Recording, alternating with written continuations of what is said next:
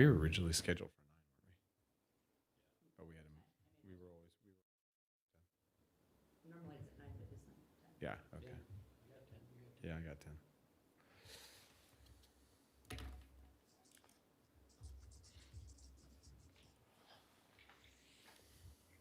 10. All right, good morning, everybody. Good morning. How is everybody doing today? Madam Pretty Clerk? good. Chairman, I'm going to have to leave just before 11 because we have to canvass the vote in Sparks. Okay, we will try to be expeditious this morning, Mr. Mayor. Okay.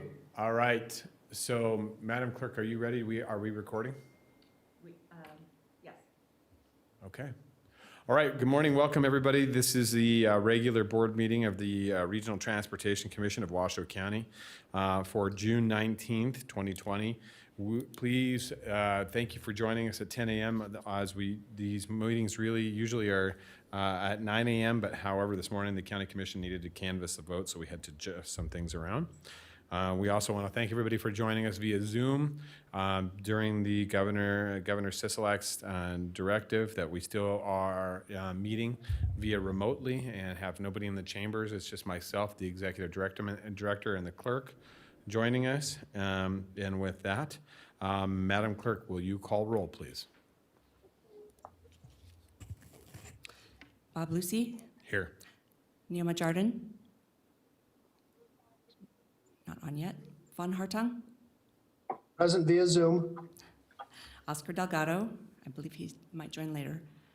Mayor Smith, Here. Bill Thomas, Dale Ferguson, Here. Christina Swallow. Present. Thank you. We have a quorum. Thank you, Madam Clerk. And please, for the record, let us know when Vice Chair Jardin joins and Commissioner Delgado. Okay. All right. At this time, we are going to do our Pledge of Allegiance to the flag. Our Executive Director will lead us. I pledge allegiance to the flag of the United States of America States of and to the America. republic for which it stands, one nation, One nation, under God, indivisible, with indivisible, liberty and justice with for all. liberty and justice for all. Thank you thank you all for joining us for the Pledge of Allegiance this morning. At this time, we are looking for a approval of the agenda. So moved. I have a motion Second. I have a motion from Commissioner Hartung, second from Mayor Smith. All those in favor signify by saying aye. Aye. Aye. All those opposed? Motion carries unanimously. We are on to item 2.1, public comment. Chair Yes. Lucy, can you, for the record, I finally was able to log on. Oh, great. Madam Vice Chair Jardin is on now and joining us. We do have 4 members of the board present. Thank you. We thank you for joining us this morning. It's nice to see you. We are on to item 2.1, public comment. I have received 2 public comments this morning. I will read the first into the record. The first one that was submitted for public comment under 2.1 is from John Locke. Mr. John Locke says, "Good morning. Just wanted to say I was going to have a barbecue at 4th Street Station on July 4th for our drivers that have been on the front line of the COVID-19 amidst the BLM ordeal. That has been very hard on all of us. I thought that 4th of July, our Independence Day, would be a great day to say thank you to all the drivers. I thought it's a way for all of us drivers to get together and have some good food, smile on a day of our nation's birth.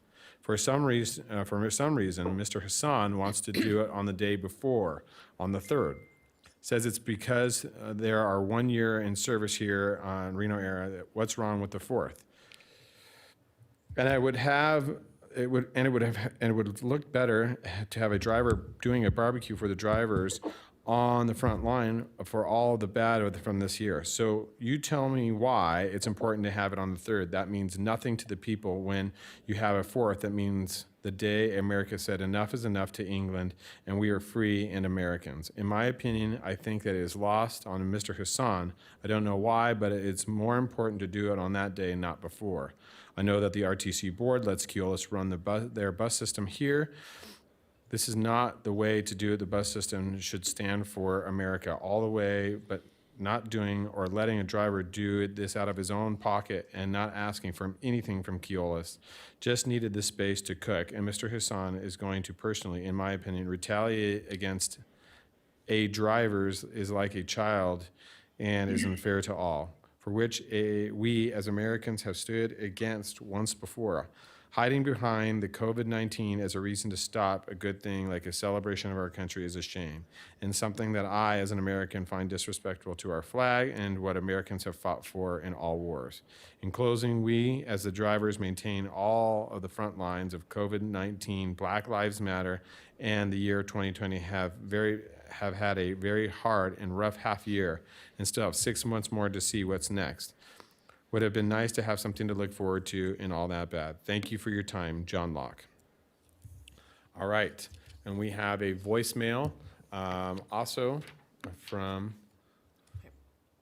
Yes, I'm calling. Sorry. Yes, I'm calling to leave my public comment. My name is Shelley Benson, and I am very concerned about the RTC putting a bus stop at the corner of Toma and Virginia Street underneath a bunch of balconies where a bunch of senior citizens live. RTC didn't ask us our opinion before they did this, and when I saw the plans in the office, the bus stops were not on the plans yet. So contrary to popular belief, they say that only 2 people have called with concerns when I know that half of the building has called with concerns. It's not fair to take away the rights of senior citizens in regards to clean air, privacy, and sleep. And so we're going to be losing all of those things because RTC wants this bus stop on our corner. It's not right. It's not fair. It is considered elder abuse, which is criminal. So I hope that everybody realizes what they're doing, as well as it's really sad that our elected officials, Hillary Sheevy and Oscar Delgado, cannot even return a phone call. It's pretty pathetic. So anyway, if anybody has any questions, they're welcome to call me. My number is 775. All right, thank you. We will place that will be placed on the record for the meeting for public comment. Ms. Shelley Benson, thank you. All right, so seeing no further public comment submitted this morning via email or via voicemail to the RTC, we will close public comment and bring it back to board. I believe we do not have anybody on Zoom currently that's joining us that would like to speak. No. Okay, seeing none, all right, we'll close public comment. And before we move on, I want to make a quick statement. You know, today is a special day. Today is June 19th, and we join our community and the nation in commemorating the celebration of Juneteenth. Juneteenth is the historical relevance and significance of this day goes back 155 years ago.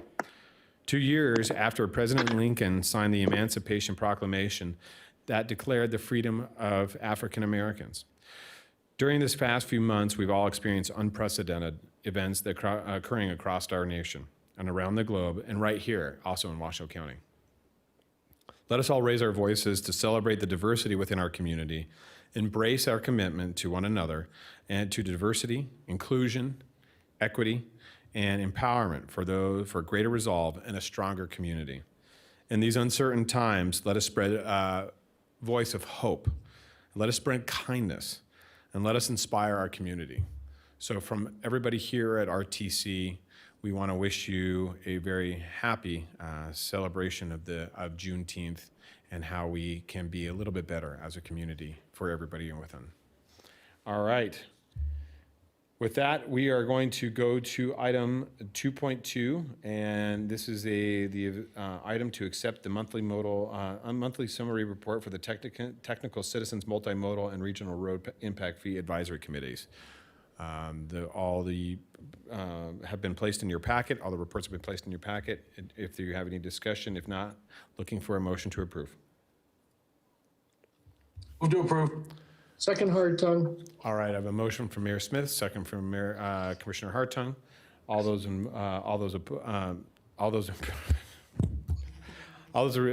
in affirmation, please say aye. Aye. Aye. All those opposed? Motion carries unanimously.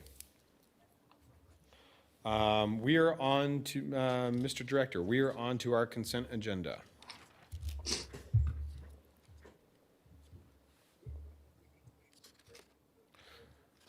Mr. Director, is the consent agenda ready to be approved today?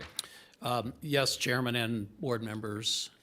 The consent agenda, I think, is pretty self-explanatory today. Nothing in particular that I wanted to draw your attention to. And we have staff on Zoom to answer any questions should you want to pull any of the items. Okay. Commissioners, is there any items under the consent agenda this morning that anybody would like a specific discussion on or any other further group understanding for? All right, seeing none from any of the commissioners, looking for a motion to approve the consent agenda as drafted. So moved Hartung. I have a motion from Commissioner Hartung, Second Jordan. second from Madam Vice Chair Jardine. All those in favor signify by saying aye. Aye. Aye. All those opposed? Motion carries unanimously. All right, we are on to our public hearing. In our public hearing, we'll open the public hearing. And this is item 4.1. Mr. Director. Thank you, Chairman. This item will be handled by, I believe, Jim G. on behalf of the staff to complete the public hearing for the recently board-approved changes to our service improvements. So, Jim, if you wouldn't mind walking through this. Thank you. Good morning, everybody. Hopefully you can hear me, and in front of you is the screen for the PowerPoint. Today I'm going to discuss proposed route changes for this coming September. These are changes to some of our existing routes, routes 5, 18, 25, and 26. Our biggest change is the addition of 2 flex route services, one for the Somersett Verdi area and the second for the Spanish Springs area. And then we have our ongoing commitment to continuous improvement with some individual schedule changes in terms of times. These route changes I'll cover in numerical order. First is an extension to our Route 5. Route 5 is our service that comes out of downtown Reno and goes to the Sun Valley area. And our proposal is to extend this route from where it currently ends at Sun Valley Boulevard and East 8th on out to the Desert Skies Middle School. The frequency of this route would remain the same every 30 minutes during the weekday, every 60 minutes on the weekends, and this route change would coincide with the beginning of the school year to allow for ridership from students at the school. Next is changes to our Route 18. Route 18 is our service that comes out of downtown Reno, passes the Walmart and the Grand Sierra Resort, and primarily serves the employment areas along Glendale and Gregg and Sparks. Currently on that route, on the weekday evenings, there's a gap in service from 6:15 in the evening to 10:15 in the evening. And so our proposal is to add additional trips at 7:15, 8:15, and 9:15.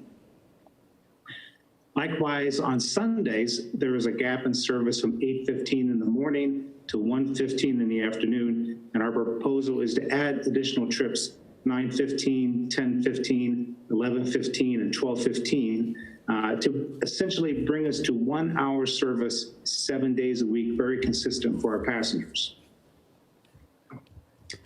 Next is an additional change for the Sparks area. This would be taking the existing Route 25, which comes out of Centennial Plaza and travels essentially to Prater and McCarran, and extending that route along Prater out to the Northern Nevada Medical Center. We would also renumber the route from Route 25 to Route 26 because our long-term transit passengers recognize Route 26 as the route that goes to the Northern Nevada Medical Center. But this is a very positive change with additional coverage along the route. Frequencies will remain the same. It will still connect with the FlexRIDE in the Sparks area, and essentially is just an extension from the McCarran area out to the medical center. Finally, our biggest change is the addition of 2 new FlexRIDE services to start sometime this fall. Just as a reminder, FlexRIDE is our service that essentially is an on-demand service that operates sort of like an Uber or a Lyft, where passengers can hail the route by using the smartphone app or by calling into a dispatcher. The first FlexRIDE service is the Somersett Verdi area. It covers most of that area with including the attractions such as Cabela's, the Boomtown Casino, and it will connect to our existing RTC ride service at the Northwest Library, a bus stop along Charland, but also at the Walmart on McCarran. Next is a new Spanish Springs FlexRIDE service. And with this service, we had 2 proposals that went to the public. First was a standalone zone that's shown here in the salmon color that starts essentially at Disc Drive where the Walmart and the Costco is and moves northward towards the Spanish Springs Library. That was one proposal which would essentially have it act as a standalone service. But as we went out to the public, it was clear they favored a merged service. And so that is our recommendation for the commissioners this morning, a merged Spanish Springs Sparks service that basically allows seamless connections for anywhere in those areas, but also includes connections to Centennial Plaza Transit Center. That makes it very attractive to our passengers that they can take our service to the transit center, board one of the FlexRIDE buses, and be able to travel anywhere within the Spanish Springs and most of the Sparks area. The FlexRIDE service itself, if you remember, last November, we started the Sparks service as a pilot, and that software contract is up this November. So our procurement department is currently working on a RFP to go out for bids to have a new, more permanent type of software that we can use to support that FlexRIDE service. That's in process right now, and those bids will likely come back before the commissioners. We're also, just as a reminder, able to adapt these FlexRIDE zones very quickly based on our passenger feedback, typically in as little as 24 to 48 hours. But our main goal is to make sure that as the technology changes rapidly, that we want to make sure that our software supports those new technological improvements, but also is able to support the needs of our customers. And then finally, we have, as with every change in our schedules, miscellaneous time adjustments that we perform based upon data points that we receive, such as vehicle load, dwell time at individual bus stops, certainly on-time performance. And the goal is to make our service more reliable to our customers and essentially allow us to perform as we say we want to perform. We will have miscellaneous time adjustments in the schedule, and those are tweaks to individual times to improve our service. In terms of public outreach, certainly that is a challenge in these COVID-19 times, but our marketing folks did a wonderful job in developing a virtual public outreach. We did a YouTube video on the service changes, promoted it on social media, through email, actually set up a hotline for any suggestions for our route changes, and really received some good constructive feedback despite the impacts of the virus. Generally, the service changes and the feedback was all very positive. You know, we're very lucky to be able to be announcing positive changes to our passengers, and so they appreciate that. As I mentioned before, the merged Spanish Springs Sparks service area was much preferred over separate FlexRIDE areas. And then also based on public comments, we did add the Spanish Springs Business Center as a point of interest, primarily for employment trips, so that a person who even lives in Reno could board the bus, the FlexRIDE at Centennial Plaza, use that FlexRIDE to get to work out at the Spanish Springs Business Center area. And with that, that is my brief presentation on the proposed service changes for this September. I would be happy to answer any questions you may have.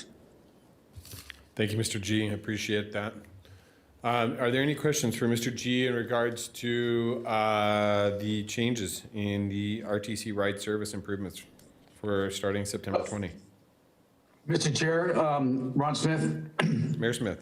I just want to say how thankful I am that you were putting service together for the Spanish Springs area. It's a long time coming, and it will mean a lot to those folks out there. So thank you. Looking forward to it.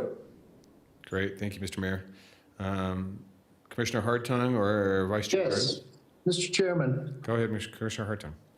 So several, good presentation, Mr. G. My first question is the Route 5 that goes to Desert Skies, can you tell me again, what's the start date on that? We're planning the start date to coincide with the beginning of the school year. I believe late August, but I'm not sure the exact date, but whatever guidance we receive from the school district in terms of when they start school, that is what we will use for the start date of the service. What if they go on a delayed date where they don't actually open the schools because of a resurgence in COVID? If they do not reopen the schools due to COVID, we will then have the start date be the planned start of our schedule change, which is that Saturday of Labor Day weekend. Okay. And could you possibly go back to the slide showing the Spanish Springs flex route? You'll have to share it again. And I'm sorry, I couldn't see, there were no numbers. I apologize. Jim, you'll have I was to share looking your for a screen. number on the slide, but I didn't. Jim, I can you couldn't- share your screen again? Great. Sure. Okay, so you see the far edge in the upper right-hand corner where it says Rayleigh's? Yes. So there is, right next to that, there's a senior living facility called Morning Star. Yes. Does this route pick up Morning Star? It does. We purposely made sure to include that senior housing. Wonderful. Okay, good. Well done. Behind Rayleigh's. Well done. Yeah, there's a great community of seniors out there that I think would really love to have access to this. My second question is, you said that people could get all the way out to the Spanish Springs Business Park, and you're referring to the one off of Calle de la Plata? Yes. Okay, so what I don't see on here is there's another fairly large senior living facility called Cascade of the Sierra that's off of Neighborhood Way, just to the north of Eagle Canyon. Is that included in this, or are they a different phase, or how are we going to deal with them? That is not included in this proposal. But again, we can make changes based on demand in as little as 24 hours. Okay. So if we start getting some requests for service, we can certainly add that either as a point of interest or add to the entire zone. Well, I would just say to you, that's a self-fulfilling prophecy. If we offer it to them, we'll probably get requests for service. If they don't think it's offered, we're not going to get any requests for service. So I think that we also have to be mindful that we, Washoe County serves or was, I don't think we're doing it currently. We're doing it all Meals on Wheels right now, but we were serving meals at the Lazy Five Park to seniors, and we were doing lunches there. And most of those people, of course, were Spanish Springs residents, all over Spanish Springs. Yeah, we will certainly, we are mindful of the fact, but certainly we will keep track of our comments. You know, the word of mouth spreads very rapidly in terms of bus usage and bus passengers. And those prospective passengers, when they see that bus going down to the business park, they're going to call us pretty quickly if they want the service. So, you know, we certainly have the ability to be flexible. At the same time, we're going to also make sure that we manage the number of vehicles and the service hours so that the wait times don't get too excessive for folks. But our goal is to serve as many folks as possible. So, you know, we're going to certainly keep track of that. I'm beyond excited for this. You know, we've been asking for some service in Spanish Springs for, golly, as many years as I can remember, literally. So this is a wonderful addition. And are we kind of in a test mode, Mr. Manager? Is this the future of transit, where very, very few actual fixed routes would exist, and we go mostly to FlexRIDE? I don't believe so, because with the fixed routes, and especially in the higher density areas, you get economies of scale that you just can't get with a FlexRIDE type of service. Okay. But this model certainly does work well in lower density suburban type of applications. And so, you know, as we monitor the service, you know, we may be in down the road be looking at extending fixed routes to alleviate the demand on the FlexRIDE, or the opposite, looking to convert flex routes to FlexRIDes depending on demand. But will this take over all fixed routes? I don't believe so. Well, and one of the things that I hope we're going to be mindful of is we've got a growing senior population, and Flex is much more convenient for many of them who are ambulatory but may not be able to walk the complete distances to get to the bus stops. And we've got a great senior center down on Richards Way, and I know that many of those folks, we had a route fairly close to that at one point, a fixed route, and it was loved by the seniors. So I'd like to be mindful of this, but that's all I have. Thank you, Mr. Chairman. Thank you, Mr. G. I appreciate it. Just one quick note is that Sparks Senior Center on Richards is a point of interest for this FlexRIDE. It's not shown on the map. So the seniors in Spanish Springs could use the FlexRIDE to get to and from that senior center once this launches. Man, that's wonderful. Again, thank you so much for all the hard work. Thank you, Mr. Chairman. Thank you, Commissioner. Sure, Madam Vice Chair. sure. Thank you. The information about Verdi, where is that? Mr. G, can you go On back a the- couple slides? There you go. Okay. Okay, so remind me again where and this was in collaboration with the community members, correct? I did reach out to the Verdi Community Council, I believe is the name of it. Yes, Carly Borchard, correct. and he was excited about the service and has agreed to help us not only give us feedback, but also help us promote it out in that area. Fantastic. And this launches when again? It really depends on the schedule of the procurement, both this one and the Spanish Springs.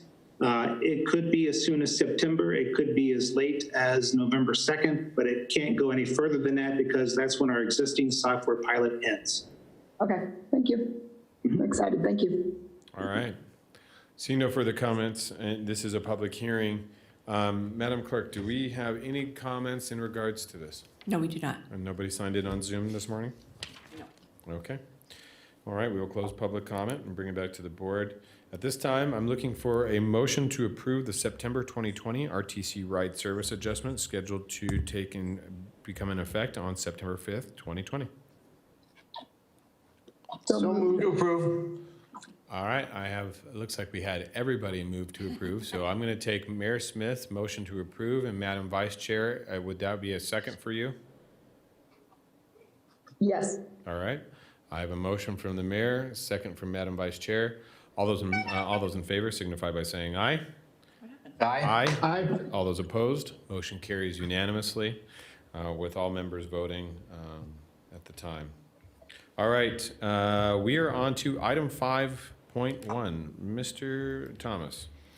Thank you, Chairman, board members. This item will be covered by Director Cummings, who's going to review as the ongoing development of the RTP moves forward, we're going to be bringing items to you. This is an important part of it, so I'll let her get started on the explanation of what we're presenting today and any ask we have of you, so thank you. Great. Welcome, Ms. Cummings. Thank you.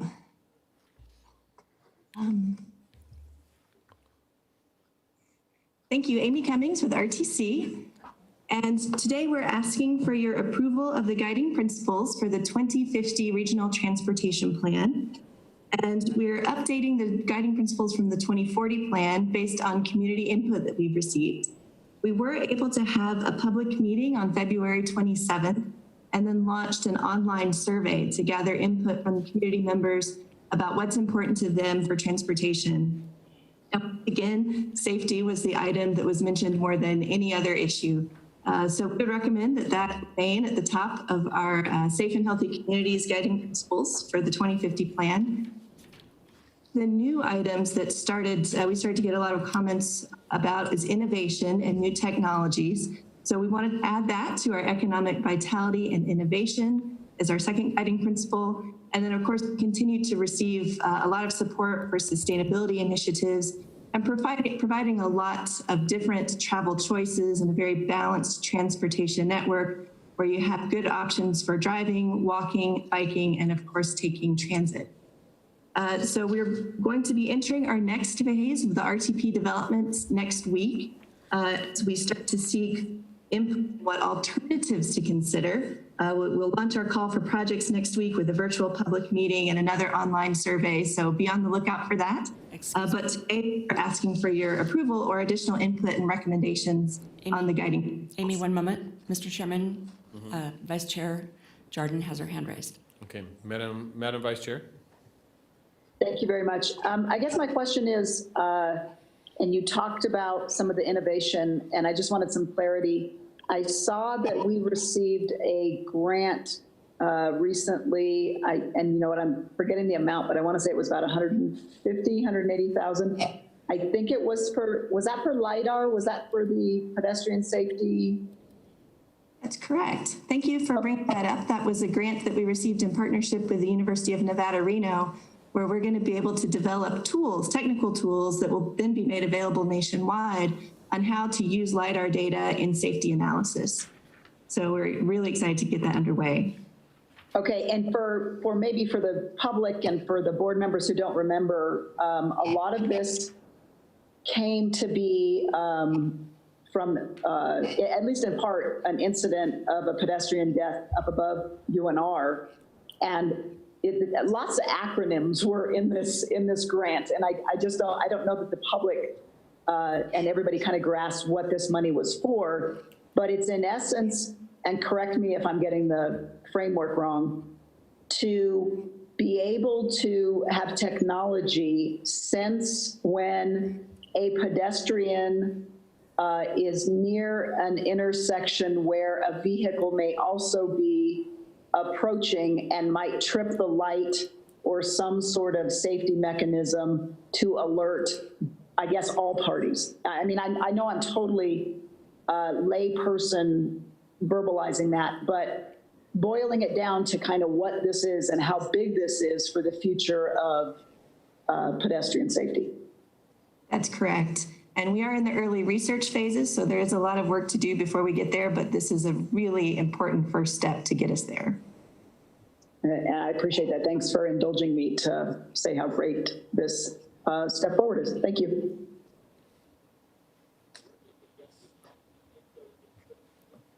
All right. Ms. Cummings. That concludes my presentation, and welcome any other questions or comments that you may have. Ms. Cummings, I have a quick question in regards to the RTP. In the presentation that I have in front of me, It shows the current planned projects or in development for the 2040 RTP. Tons of discussion in regards to connector and community roads in the North Valleys as we continue to look at the growth in the North Valleys. But we also can't ignore a majority of the development that's still going on still in the South Valleys with multifamily homes and different things going up. And was my understanding with you and previous Director Gibson, when we were discussing the widening of Arrow Creek was going to be in the multimodal discussion.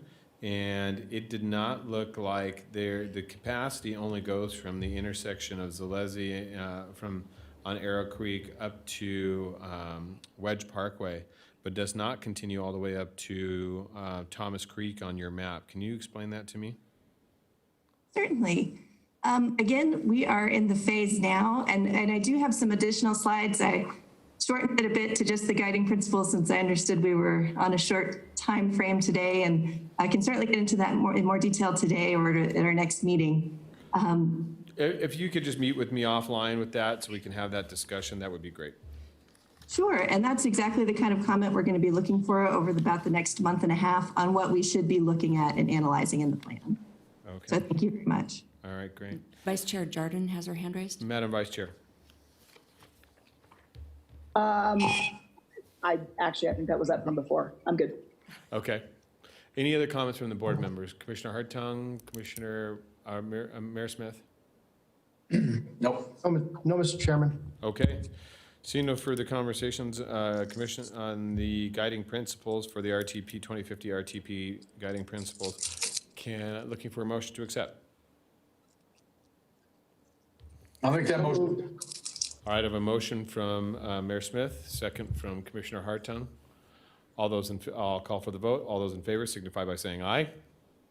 Aye. Aye. All those opposed? Motion carries unanimously. And Madam Vice Chair, were you an aye? Yes, I was. Okay, great. All right, we are on to 5.2. Director Thomas. Chairman, board members, at this time, I'd like Director Cummings to lead this particular item off, to preface it with maybe some of the history, and then hand it over to the project manager. All right. Ms. Cummings. Hey, thank you. And I'm sorry, my audio is a little bit, was it a little bit low there? Was that a request to get? Yes, for 50. Yeah, we're on to Thank you. 5.2. Ms. Cummings. Thank you. We have been working for about the last year with City of Reno and the University of Nevada, Reno to address some of the transportation needs in our university area, which is experiencing a lot of growth. And our project manager, Shin Wong, is on the line as well, and she'll be sharing her screen so that you can see some of the information and recommendations that are coming out of this study, which is prioritizing safety and mobility and addressing, again, the growing needs of our university.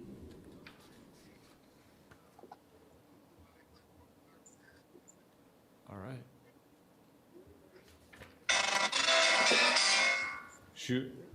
Zhu Wang, are you there?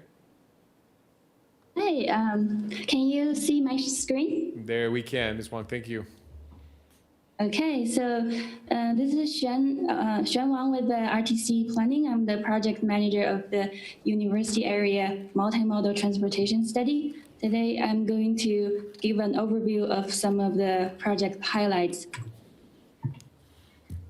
Let's see. Okay, so the project started in March of last year, and the focus area is just south of the university campus. In the study, we wanted to look at safety and mobility needs in the area and address recent and planned growth. The university is going to build a parking garage and 2 university buildings on 9th Street across from the existing campus. And there are many student housing developments that are expected to happen. So we want to identify short and long-range transportation solutions to address impacts from these developments. So here are some analysis results. This map here shows the intersection peak hour level of service. And as you can see, we have 19 different locations, and all intersections are currently running at an acceptable level of service.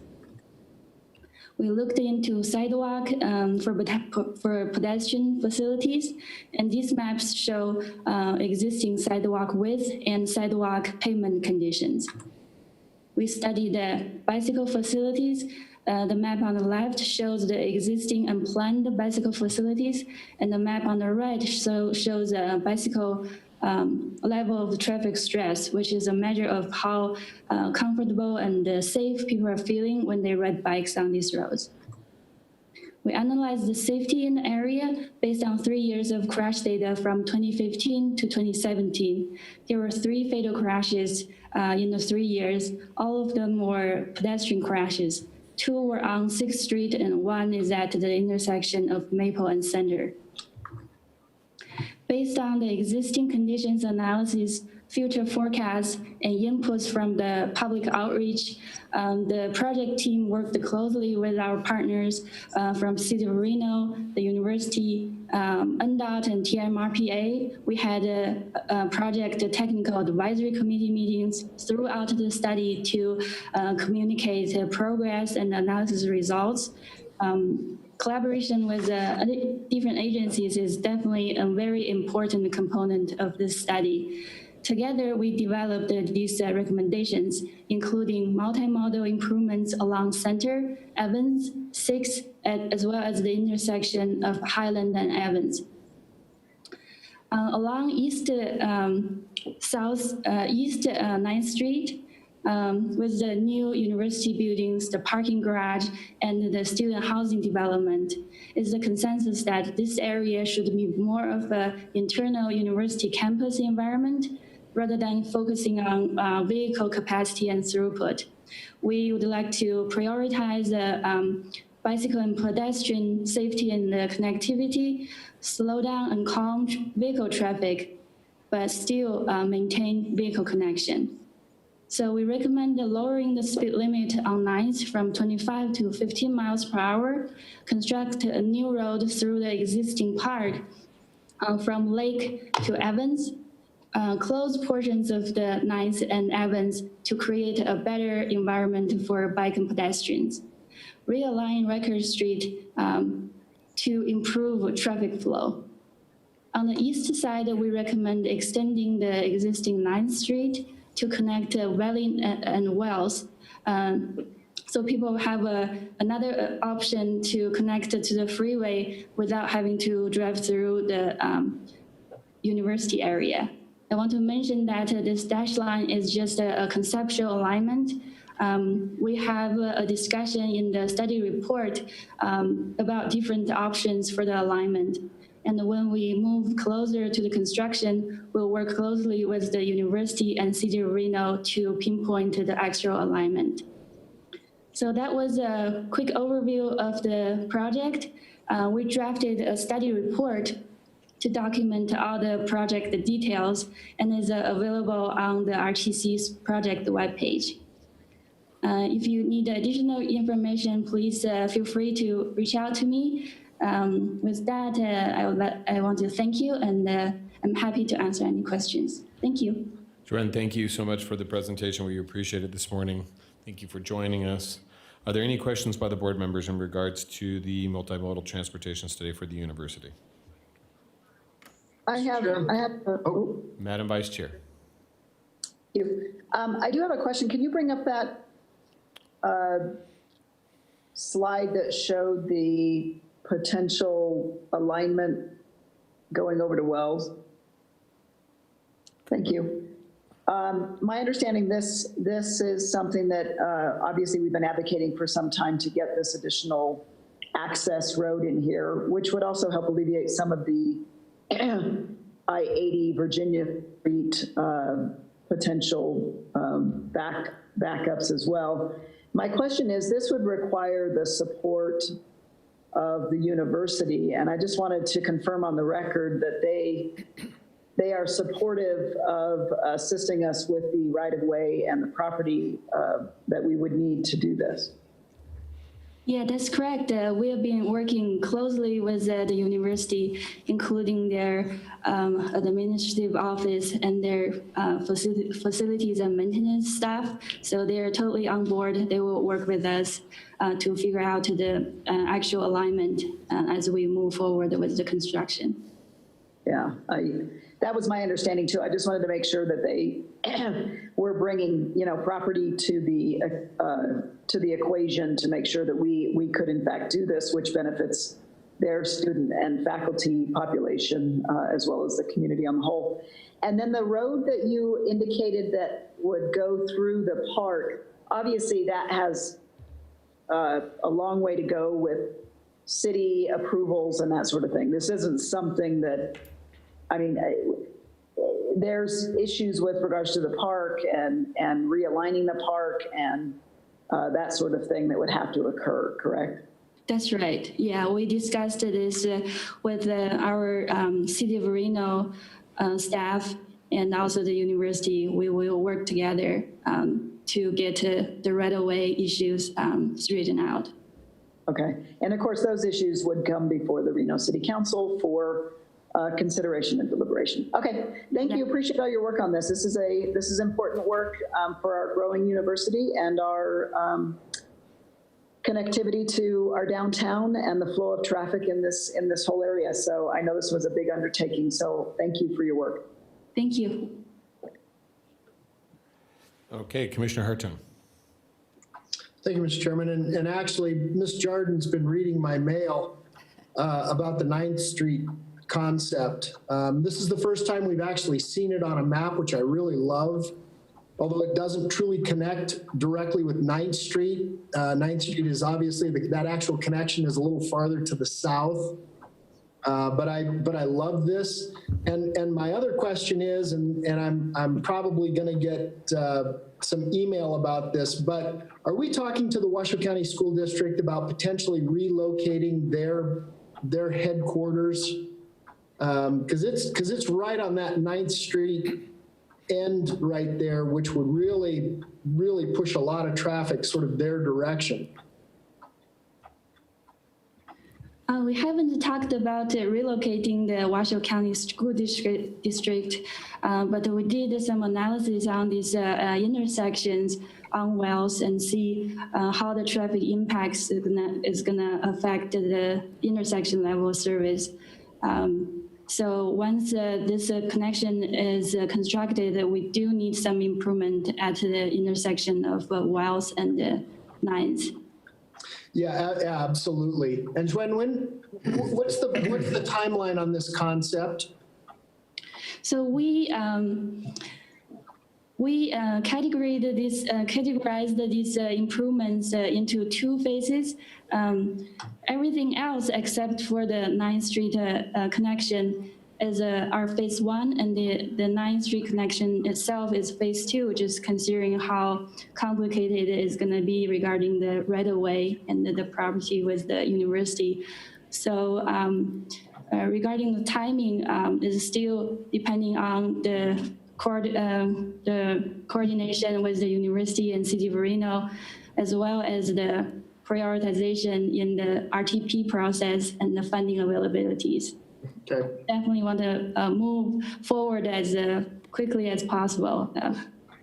Well, and I mean, my final comment is the more interconnectivity that we can have throughout this whole entire area, it'll make life easier on everybody, and it will also extend some opportunities for students to live a little farther away, which could be a little more affordable for them.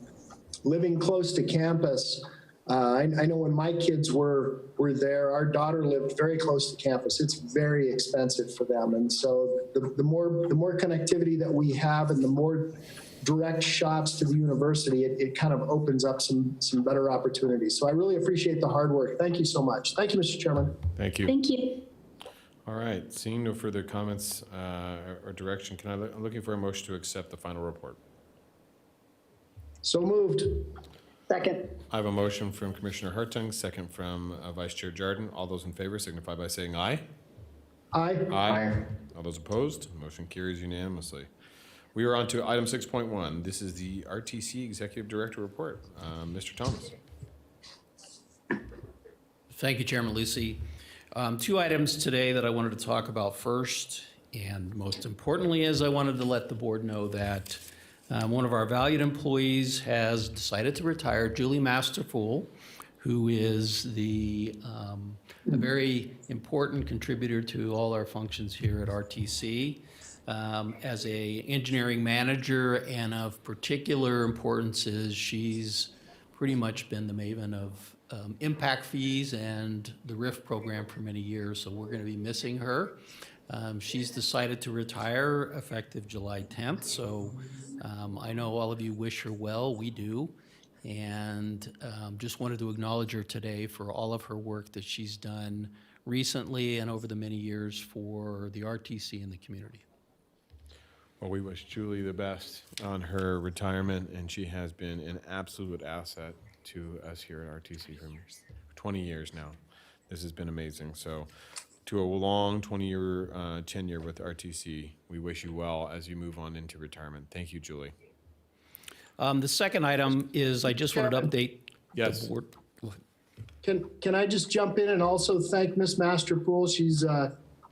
She's actually been a dear friend. Our kids went to school together, but also just a great asset, especially in the RIF program. I mean, nobody knows more about regional road impact fees and the program and the way it stands currently.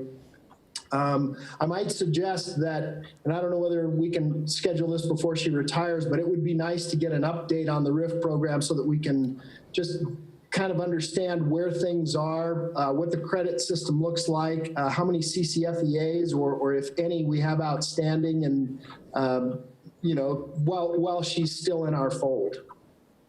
We'll take that under consideration, Commissioner Hartung. Thank you. Thank you. So the second item I wanted to report on briefly, and I know Director Swallow's been intimately involved in this, so I don't know if she was going to cover it or say anything about it, but there is a Senate concurrent resolution 3, which came out of the 2019 legislative session, which is being managed through a committee that is led by Assemblywoman Monroe Moreno and also Senator Brooks. So we've been very active along with RTC Southern Nevada and Director Swallow for NDOT in participating in this conversation. I just want to tell you what the 3 directives are of this and then briefly tell you where we're at. So the purpose was to define methods of roadway funding that addressed equity and taxation and social benefits, the benefit of electric vehicle use and the cost of transportation-related pollution, and Nevada's transportation funding needs. The conversation has really been focused on coming up with a road user's charge, which the acronym of RUC is what is been used in the industry, but essentially to find a way to collect revenue for road impacts for those vehicles that don't use gas. It's a very complex conversation that can go a lot of different ways, but the short of what I wanted to share with the board is that on behalf of RTC Washoe, I will be representing that our preference will be to model something similar to what the state of Utah is doing. And Utah has been working on this for many years. It seems to be very strategic and very systematic in terms of how they're trying to get to a roadway user charge. The other thing that they've acknowledged, which is a very big thing for us, is that it keeps in place the gas tax and recognize the importance of the gas tax as it currently exists until, if and until we get to the point where alternative fuels are really the dominant users of the roadway system, where we really will need to look at something, whether it's a vehicle miles traveled or some other component. So I just wanted to share with the board that we will be working with the committee and providing them comments. The comments will be, at least in our latest conversation, pretty consistent between NDOT and the 2 RTCs of Nevada. So that's my update, and I appreciate the opportunity to share that with you. Fantastic. Thank you, Mr. Thomas. We appreciate that update. Any questions for Mr. Thomas? All right. Seeing none, we will move on to our federal report. Mr. Thomas. Thank you, Chairman Lucy. Two things of particular importance. One of them, Commissioner Jardin mentioned, which is close to $300,000, I believe it was, in funding, federal funding we received in a grant working with the university for the LiDAR project. The second thing is we've been very active with our legislative team in making sure we're plugged into and understand the very quickly moving, very important Surface Transportation Act update and approval, as well as the INVEST program, both of which are very specifically related to transportation and things that could impact us. Our team was very successful, and I think I shared it with all of you, in having FDA accept the authorization to use 2019 NTD data, which is the data that came from our system before the pandemic, as the basis on which we would receive our fundings both in FY 22 and 23. And the reason that's important is because, as everyone can imagine, with the shutdown of our economy and the direction for people to stay home, that's had a major impact on the ridership and the revenues that come from our transit system. So this was a, for lack of a better term, kind of a hold harmless to get the federal government to recognize that these are unusual times and should not be the basis for determining funding. So very proud to say that our team was able to convince, and I think there'll be beneficiaries across the country in this who run transit system, to allow us to use FY19 numbers for FY 22 and 23.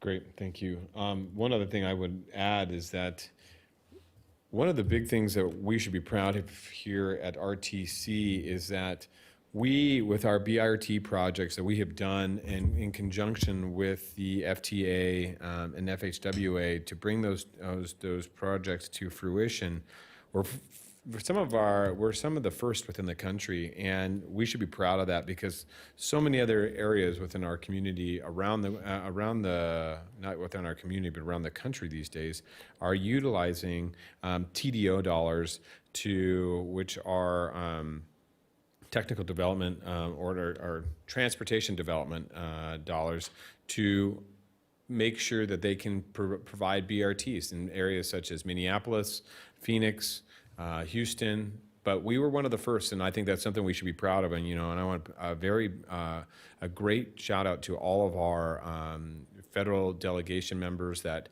have helped us through the process. Also, our federal leadership that help daily back in Washington, D.C. to make that a reality for us. We do appreciate that because we are at the forefront, and if it wasn't for our planning staff and our ability to get those dollars, our BRT projects would not have come to fruition. So we want to thank that in conjunction with Ms. Swallow and NDOT as well. So with that being said, we'd like to move on to our 6.3, which is our NDOT monthly report, and we have NDOT Director Christina Swallow with us. Ms. Swallow. Good morning. I wanted to do my presentation as normal. I understand we are time constrained a little bit, so I'll try and go through it quickly. So I wanted to start first, as I always do, with the safety slide. Our numbers are still tracking lower than they were in 2019, in large part due to COVID. So by the end of May, we had seen 99 fatalities on our roadways versus 115 last year. That's down nearly 14% from the same time last year, but it is still 99 too many. In May, in contrast to April, in May, there were only 11 fatalities, which was less than half of the fatalities we experienced in May of last year, which is a positive sign because, as you know, in April, the numbers were almost the same despite traffic volumes being significantly lower. Crashes have been trending down since March statewide, as well as here in Washoe County. Pedestrian and motorcyclist fatalities are down. There were 2 bicyclist fatalities in May of this year compared to only 1 of last year. But despite that, the numbers in total of pedestrian and bicycle fatalities overall this year are lower, even given the fact that we're seeing more people out on the road, using the road as bicyclists and pedestrians during COVID. So while so the fatalities are down despite the fact that the numbers of bicyclists and pedestrians are up. In fact, I would say I've been weathering COVID up here in Reno, And for the last several months, I've almost exclusively done all of my grocery shopping on my bike, which has been good for me to experience, as well as good to see the other folks that are out on the road getting used to our facilities in a different way. So we've also seen a decrease in unrestrained fatalities, but there were still 2 in May of this year. So overall, the statistics show that we're moving in the right direction in terms of keeping drivers, passengers, and pedestrians safe. But as more and more drivers start returning to the roads, we have to continue to be diligent about how we use the roads and making sure that our projects are safe for all users. I also mentioned previously that I would start talking about a specific crash every month, because when I talk about 99 fatalities, it sounds like a number and not people. And so for a quick story of a crash, late last month, a driver ran a red light at Pyramid Highway and McCarran Boulevard and struck an SUV. The impact caused the SUV to roll and eject the driver, who was not wearing a seatbelt. Luckily, that driver had non-life-threatening injuries. The crash illustrates 2 traffic safety issues: stopping on red and buckling up. Red light running accounts for approximately 900 deaths annually nationwide. And between 2013 and 2017, there were nearly 200 crashes due to red light running here in Nevada. Unbuckled motorists are as much as 75% more likely to be killed in a crash. Between 2013 and 17, over 335 unbelted vehicle occupants lost their lives in crashes on Nevada's roadways. So stopping on red and buckling up are simple and effective things we can all do to help and protect ourselves in a crash. Being in a hurry can cost you your life or the life of someone else. So as we return to the roads and return to our traditional or the new and normal, we just continue to ask everyone to be careful when they're using our roads and be aware of all users when they're out there. A brief update on COVID. NDOT continues. The majority of our professional staff continues to work from home. We are starting to transition back, and in phase 3, we'll have even more in their traditional workplace. Those in the field, we're keeping our projects moving. In fact, I have a couple of project updates for you coming up. And I would like to say a positive sign in terms of revenue is that just like in May, volumes are continuing to increase on the roads. And in fact, I was looking at my weekly report that I received earlier this morning, and in many cases, the volumes are already back up to that first week in March, which was as we were entering COVID, but nothing had been officially shut down. So numbers were a little bit lower that first week in March, but they were not dramatically lower as they began to be that second week. So we're already very close to a normal level of volume on many of our roads in the network. So that's a positive sign.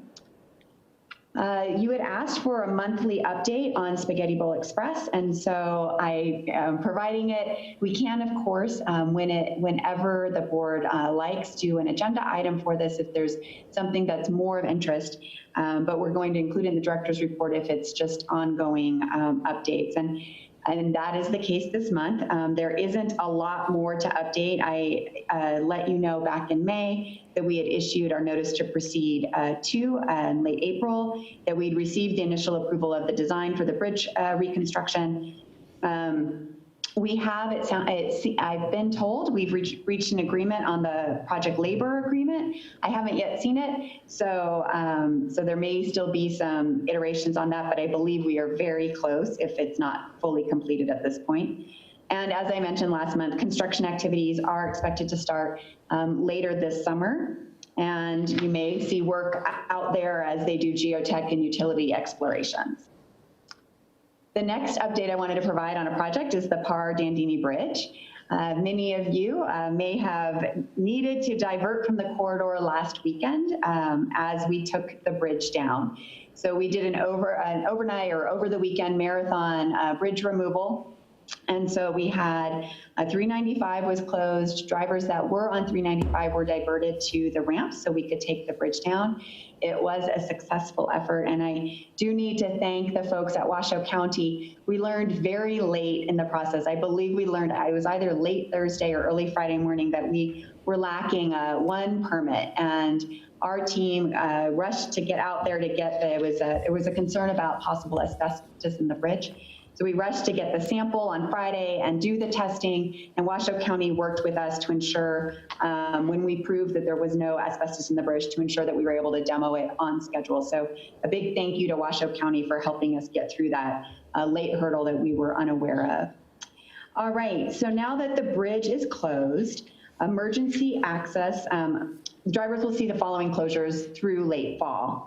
US 395 lanes will be open, but obviously the bridge will be closed because there is no bridge. To access Parr Boulevard, motorists will need to access via North Virginia. To access Dandini, motorists will need to access by Clear Acre and El Rancho Drive. Highway ramps to and from Parr and Dandini Boulevard will periodically be closed over the next 5 months, and drivers will see periodic lane shifts and overnight lane reductions on 395 during this time. US 395 lanes will remain open during peak traffic times. While the bridge is closed, emergency access onto 395 will be provided to law enforcement and first responders, to include a turnaround just south of the structure for northbound mainline access. Our team has been working closely with stakeholders such as the TMCC and others to keep them updated about construction, so that they're aware of where the detours are and how long that they will last. The improvements are the first part and a critical part of our phase widening of 395 in the North Valleys that will continue in 2023. The last project I wanted to update you on is the McCarran paving project. So this week, we began resurfacing more than 6 miles of McCarran between South Virginia and West 4th Street. We all know how busy that road is. It sees as many as 32,000 drivers daily. With lane closures began on Monday, June 14th, between West 4th Street and Cashel. They will then proceed southeast to reach South Virginia Street. Single lane closures will be in place Sunday evenings through Friday mornings from 7 p.m. to 6 a.m. nightly. One lane will remain open at all times, and business and residential access will remain available during construction. Travel delays of up to 30 minutes are to be expected, and the project will wrap up toward the end of the year. And then my last slide, I just wanted to highlight a unique collaborative effort that we were part of earlier this month and late in May. So as you know, in the wake of the killing of George Floyd, largely peaceful protests happened up and down our state, including in Reno. However, during the weekend of May 30th, a handful of regional riots caused significant damage to property and resulted in looting, arson, graffiti, and a region-wide curfew in parts of northern Nevada. To support public safety and enforcement response efforts, law enforcement requested NDOT to close freeway off-ramps with traffic control devices, including utilizing snowplows to block ramps in order to restrict vehicle access to downtown Reno. I would note that we got the phone call at about 8 p.m. on a Saturday evening to close on that Saturday, May 30th, to help step up the response. And I believe I reached out to the team, and it was around 8. And by 8:30, I had an update that we had folks in our equipment shop getting some of these older equipment pieces ready to go. These equipments were slated for surplus because we'd replaced them, but we hadn't quite surplus them. So we were able to use older equipment so that it would not be at risk of damage, or as significant of risk of damage. And so they got them going. We had crews in the shop ready to deliver the vehicles by about 9 p.m. The vehicles were out on the road, and we had all of our crews back home by midnight, 12:30. I mentioned that because I don't know how many of us on a Saturday evening at 8 o'clock are waiting for that phone call that we can get out and go. And our teams responded in an incredible fashion. So this quick action in partnership with law enforcement helped reduce downtown access, mitigate damage, and enhance safety during the riot that evening. There was minimal damage to our equipment, and the graffiti was promptly removed. This was a different mission than our crews and maintenance teams normally have to perform, but they all responded, and I was super proud of the team. We again deployed plows the weekend of June 6th to help restrict access, and we continued to engage both with Reno Police as well as NHP as needed to help mitigate any of the concerns that they have to keep the citizens of Reno safe. And that concludes my report. Great. Thank you, Ms. Small. Do any questions or comments for Ms. Small? All right, seeing none. Ms. Wall, I want to thank you for your assistance with Washoe County on the night of May 31st. It was very unsettling for us to move from a very peaceful protest to a very tense situation for our downtown corridor and for many of for our city of Reno. It was very challenging, but we appreciate your quick response and the state's quick response to help us here. Also, with the tear down of the Parr Street Bridge, that was very, very expeditious, and we're happy to see that project moving forward. So thank you to NDOT and your continued support for all of us here in Washoe County and the projects that are continuing to move forward. So thank you. All right, with Mr. that. Chairman? Yes, Commissioner. Did you still want to jump the freeway there on your motorcycle while the bridge is down? Yes, I was planning on doing it, but I was going to wait till 4th of July with some fireworks. Okay, that's all. I just wanted to make sure we had that on the record. We were going to we were going to do that surprise. We weren't going to tell Christina today. I was going to say that would be an unsanctioned event. That would not be an event that would be supported by NDOT. Okay. I want to make sure that's clear. Good, thank you. All right, seeing no further discussion, we appreciate it. Thank you, Ms. Small. Please stay safe, and we'll hope to see you again next month. We are on to item 7, legal matters. Mr. Ferguson, is there anything necessary to discuss today? No, Chairman Lucy, I have no legal matters for the board today. Great, thank you. All right, we'll close item 7. We are on to our final public comment. Have we received any public comment, Madam Clerk? No, we have not. All right, seeing no further public comment, we will close public comment. Are there any member items at this time to add for future agendas?